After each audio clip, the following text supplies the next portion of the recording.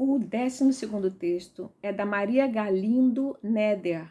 É uma boliviana, nascida em 1964, ativista, militante do feminismo radical, psicóloga e comunicadora, cofundadora do coletivo Mulheres Criando em 1992, o qual segue liderando. Atualmente co-dirige a Rádio Deseo, emissora radial com alcance nas cidades de La Paz e El Alto.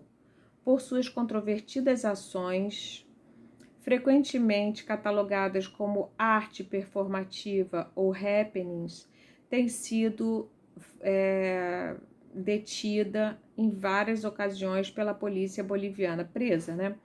Entre os temas que tem trabalhado estão a despatriarcalização no contexto do processo construtivo da Bolívia e o feminicídio como crime de Estado, tá?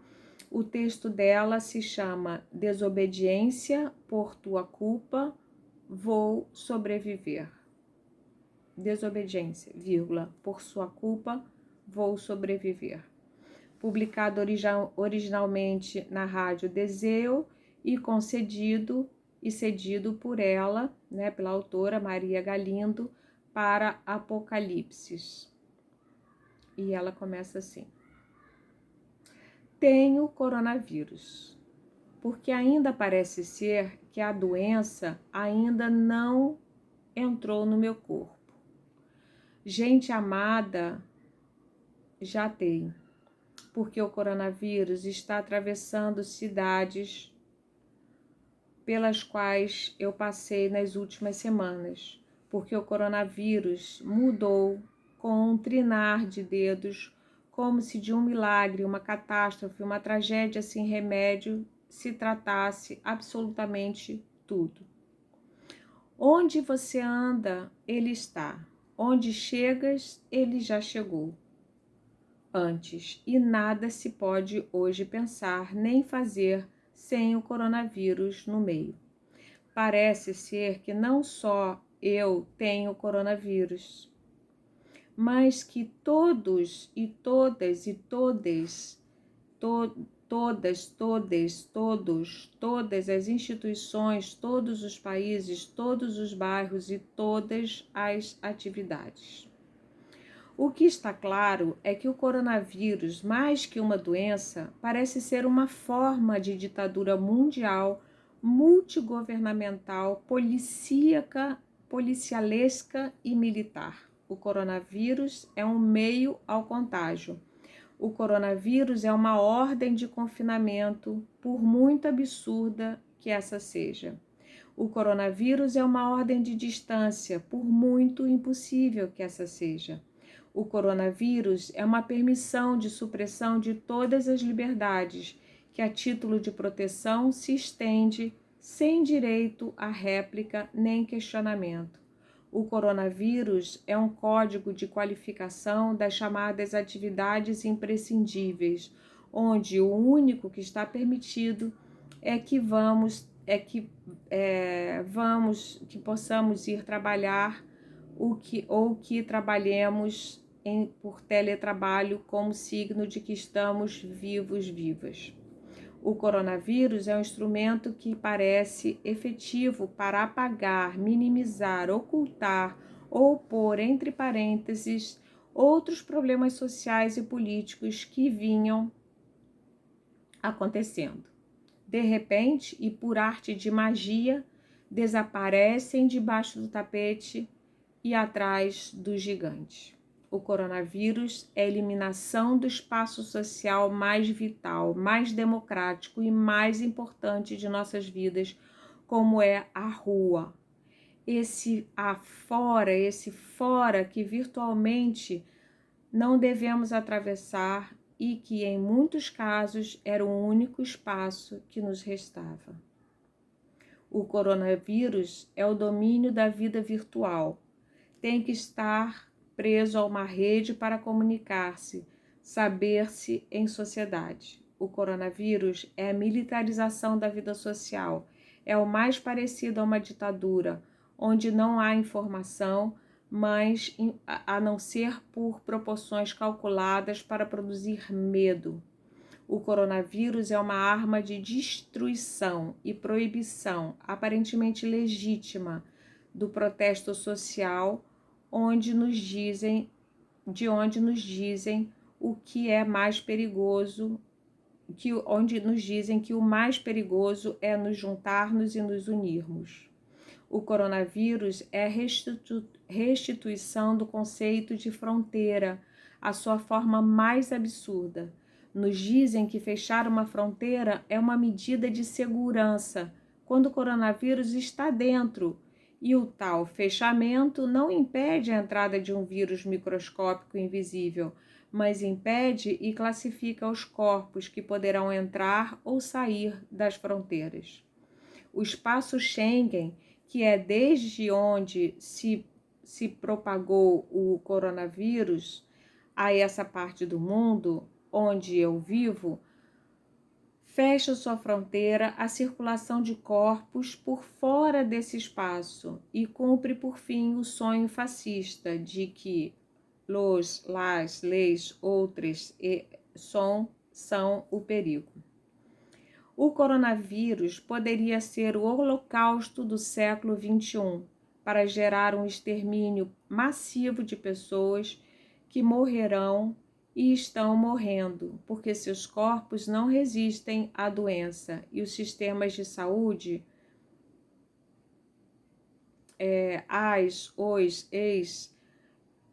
classificaram eles, elas, hoje, tal, classificado pela lógica darwiniana como parte de quem não tem utilidade e por isso devem morrer. Aparecem milhões de euros de suas economias coloniais para pagar aluguéis, faturas de serviços, salários, quando a toda essa massa proletarizada se vinham cortando ao céu, dizendo que não havia de onde pagar a dívida social, né? E de repente, como um passe de mágica, aparece dinheiro para salvar todo mundo. Como aconteceu aqui no Brasil, né? A gente não podia pagar seguro-desemprego, não podia, a Bolsa Família super pequenininha e daqui a pouco R$600 para todo mundo, né? Da onde que veio esse dinheiro? Agora que tem mortos de medo, obedientes e recluídos, eles premiam com o doce consolo de que pagarão suas contas depois de haver pagado as que importam, que são as das grandes corporações e das nações. Socialistas, como os que governam a Espanha, ela está dizendo que o governo do Pedro Sánchez não é socialista de verdade, né, do partido PSOL, que em tese é de esquerda, né? Socialistas, como os que governam a Espanha, falam de uma guerra que vamos vencer todos juntos. Eles gostam da palavra, creem que serve para fazer frente e fazer da doença um suposto inimigo ideal que nos una. Nada mais fascista que declarar uma guerra contra a sociedade e contra a democracia, aproveitando o medo e a doença. Nada mais fascista que fazer as casas da gente seus cárceres, suas prisões de encerramento, né, de aprisionamento. Nada mais neoliberal que proclamar o salve-se quem puder como solução tutelada. O que passa quando o coronavírus transpassa a fronteira e chega a países como a Bolívia? Comecemos por dizer que aqui o coronavírus ao coronavírus era esperado já na porta da dengue, que vem matando no trópico, sem titulares, sem manchetes nos jornais, grandes quantidades de pessoas malnutridas e as uauas. Tem uma nota de rodapé que é uma população indígena local, que vivem nas zonas suburbanas insalubres. A dengue e o coronavírus se saudaram mutuamente. Há uma encosta, né, uma pesquisa, estavam a tuberculose e o câncer, que nesta parte do mundo são sentenças de morte.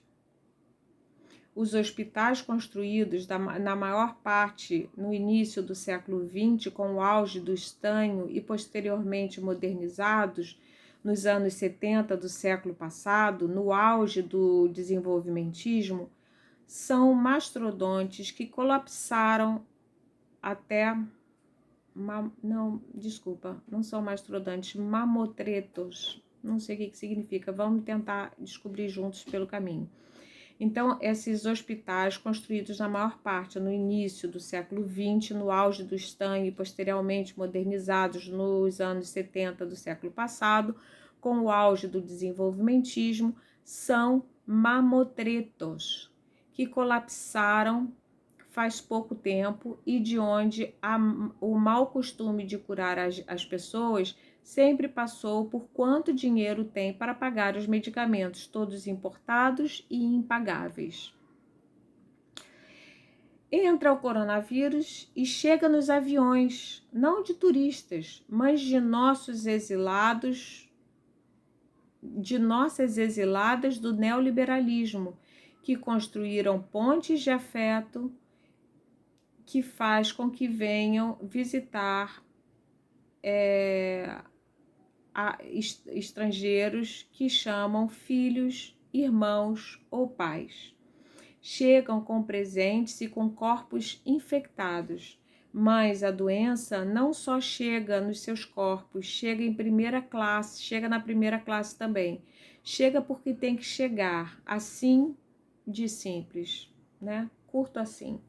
Parece inacreditável que tenhamos que apelar para o senso comum e tenhamos que dizer que as fronteiras não se podem fechar, igualzinho que não se pode colocar um teto no sol, nem um muro nas montanhas, nem portas na selva.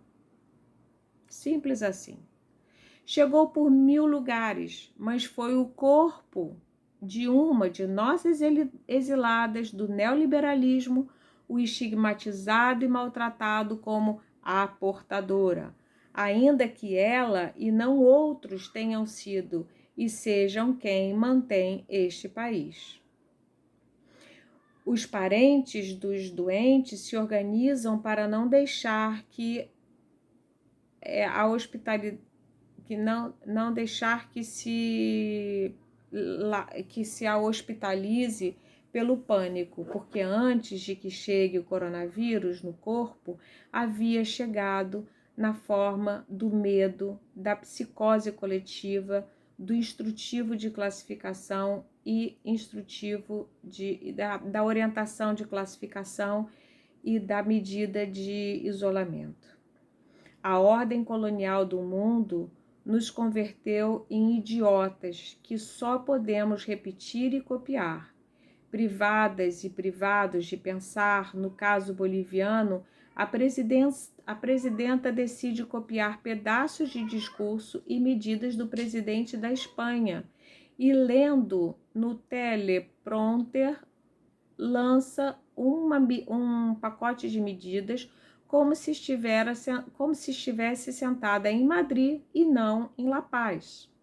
Fala de guerra, que temos que ganhar juntos, e dos empresários com os que consertará, e lança um toque de ficar em casa e proibições de grandes aglomerações.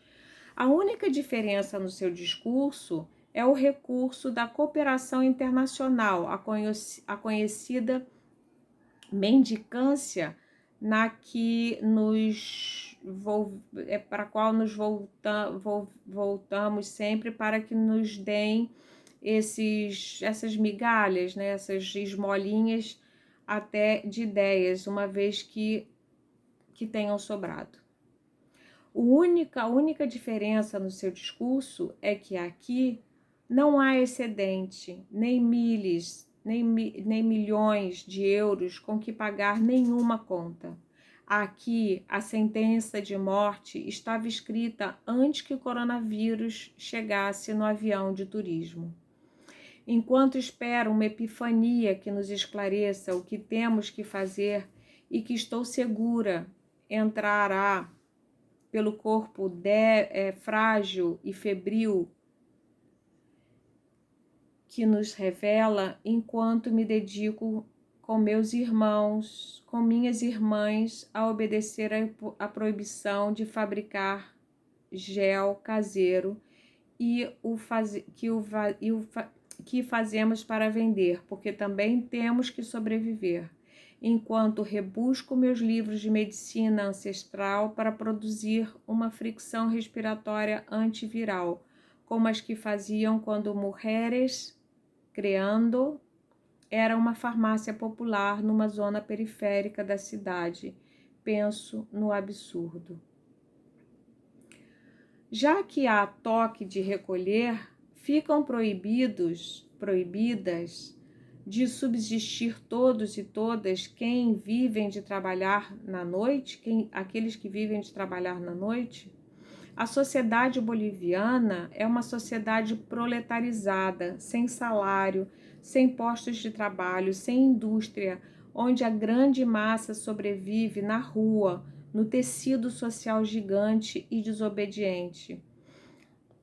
Nenhuma só das medidas copiadas se ajusta às nossas condições reais de vida, não só pelas dívidas, mas também pela vida ela mesma.